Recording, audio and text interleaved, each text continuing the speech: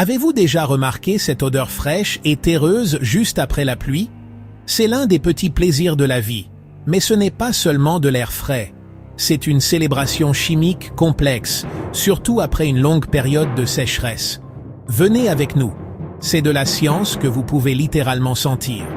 Le nom officiel est pétrichor, inventé par des scientifiques australiens dans les années 1960. Lorsqu'une goutte de pluie frappe une surface poreuse, comme un sol sec, elle emprisonne de minuscules poches d'air. Ces bulles remontent et éclatent, libérant une fine brume de particules, ou aérosols, dans l'air. Ces aérosols transportent l'odeur. L'un des principaux composants de ce mélange aromatique est un composé appelé géosmine, produit par des bactéries du sol courantes, appelées actinomycètes. Pendant les périodes sèches, ces bactéries produisent des spores. La première pluie les perturbe et libère la géosmine, qui a cette odeur terreuse caractéristique. Notre nez est incroyablement sensible à cette odeur. Nous pouvons détecter la géosmine à des concentrations de seulement quelques parties par milliard. C'est comme sentir une seule goutte dans une piscine olympique.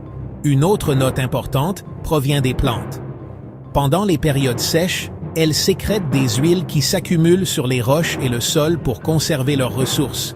Quand il pleut, ces huiles sont projetées dans l'air avec la géosmine, donnant à l'odeur une couche plus légère et plus florale.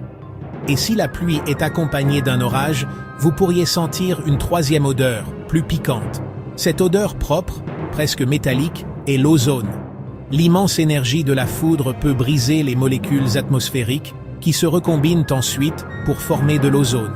Les pluies d'orage l'amènent au sol, souvent juste avant le début de la pluie. La nature du pétrichor dépend aussi de l'endroit où vous vous trouvez. La pluie sent différemment dans une forêt que dans une ville. Et plus la période de sécheresse a été longue, plus l'odeur de la première pluie est intense.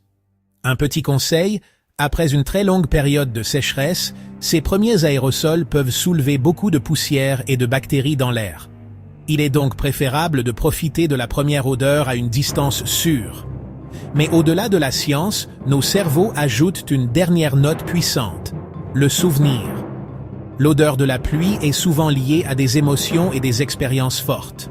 Elle peut évoquer un sentiment de paix, raviver de joyeux souvenirs d'enfance ou créer un sentiment de sécurité. Ce lien émotionnel est la raison pour laquelle cette odeur est si magnifiquement unique. Donc, la prochaine fois que vous sentirez l'odeur après la pluie, pensez à l'incroyable voyage qu'elle a fait pour vous atteindre. C'est une symphonie de chimie, de biologie et de météo qui donnent ensemble leur spectacle. Un rappel que même dans une simple odeur, il y a un monde de science qui attend d'être découvert.